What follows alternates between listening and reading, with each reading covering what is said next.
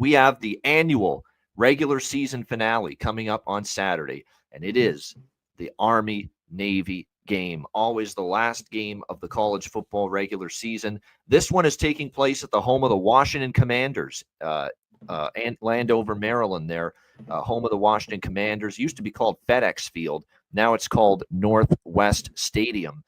Navy and Army in D.C. on Saturday.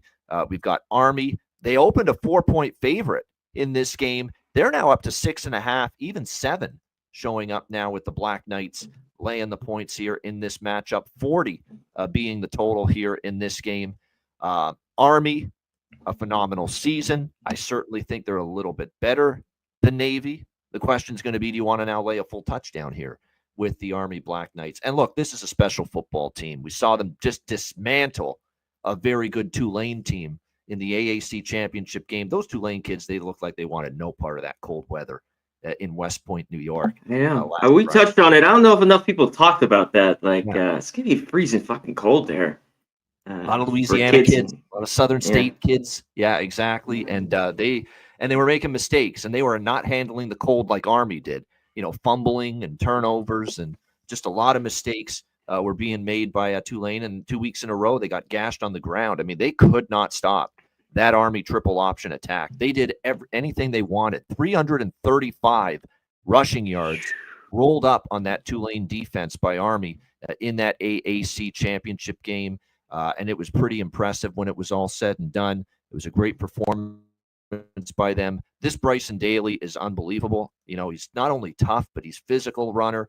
He's got, I think, better speed, believe it or not, than you think. And Kanye Udo, one of the great tailbacks as well. Noah Short as well. I mean, this is just an excellent team. I mean, running the football. And the question is always going to be when you're playing when you're handicapping the opponent, can they stop it? But the thing is, Navy is very familiar with this. Now, Navy this year has deviated away from the triple option a little bit.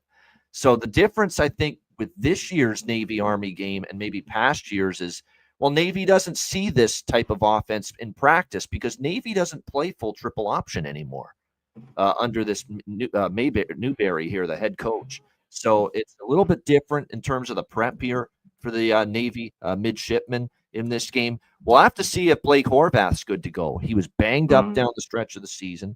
Let's see if he's going to play. Brian Newberry really hasn't told you much, about that his play here going into this game. So we'll have to wait and see. Look, I like Army. They're the better of these teams, I think, this year a little bit. But it's always a question, do you want to lay 7 in a series that it's oftentimes difficult to lay points? Because you look at the last 3 meetings alone, there was a 4-point win for Navy in 2021. There was a 3-point win for Army in overtime 2 years ago. And even last year, Army got the better of it, and it was a 17-11 game. They only won by 6. So it's not an easy series, this Army-Navy annual rivalry game, to lay a touchdown or more. It's very difficult. And then I think as far as the total goes, how many shows have we done at this time of year, CMAC and I, on Hitting the Books, talking about the under in the series with Navy and Army. And you look at this series history, it's been an incredible run of unders.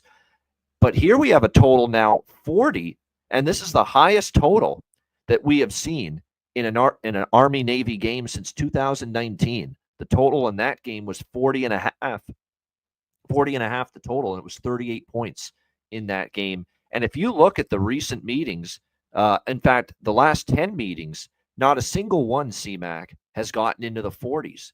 You go all the way back to 2014, 17, 38, 38, 27, 27, 38, 15, 30, 37, 28. Those are the total points that have been scored in the last 10 head-to-head meetings between Navy and Army. Now, why is this total higher? Because this is an all-time great Army offense. There's no doubt. And the numbers they put up, the yardage they've piled up, their ability to be explosive, a quick strike offense, and now they have a little bit of a passing game with Daly, who can throw the football. He's pretty solid throwing the football, too. I think because of just how explosive Army's offense has been this year, it's why this total is higher than it normally is. But then you look at this, so you can understand, wow, 40 with this Army offense. Do we play it over? I can't do it. Not when you see this series history. 10 straight games have had fewer than 40 points.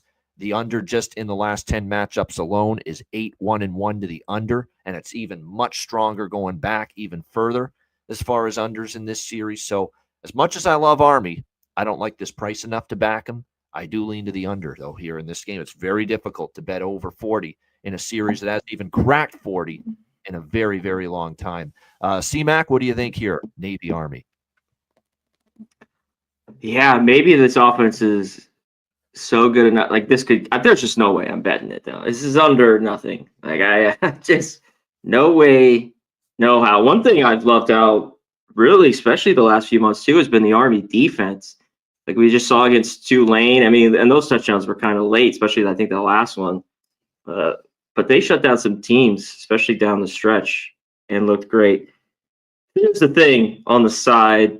I think under the touchdown, yeah, it's a little bit you have to lean to Army. There's just these teams, they hate each other. I mean, this is it.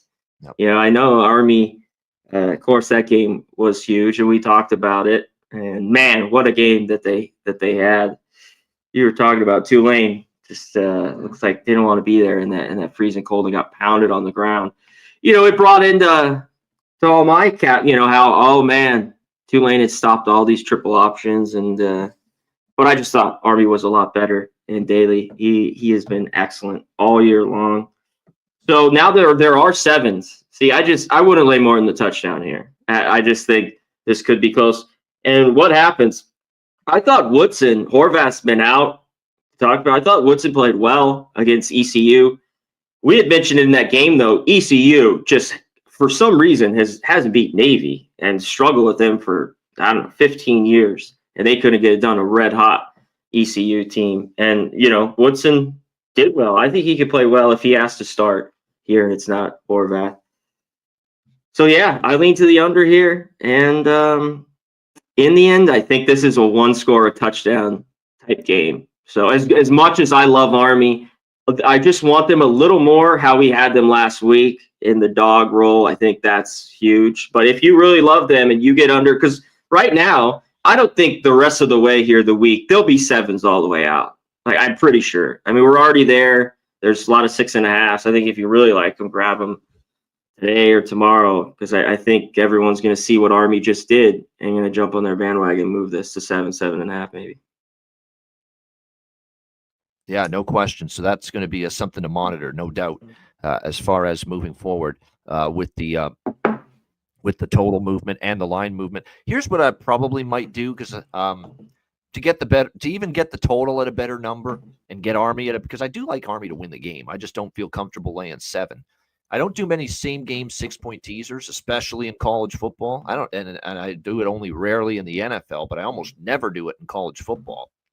But because we've got a track record of these two teams playing close games, Army winning. The Army's won the last 2, but they've been all one-possession games. I feel like if I can get Army down to -1, total up to 46 on a two-team same game two-team teaser, 2-team 6-point teaser, get Army down to -1, the under up to 46. I like that a little bit.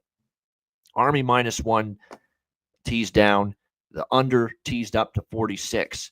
You get Army -1 and under 46. I like that. I think that's got a good shot here in this game. Something along those lines. If you don't feel comfortable betting Army at -7 or the under at 40, I would put it this way. I like betting the under at 40 more than I do laying 7 with Army with the current numbers.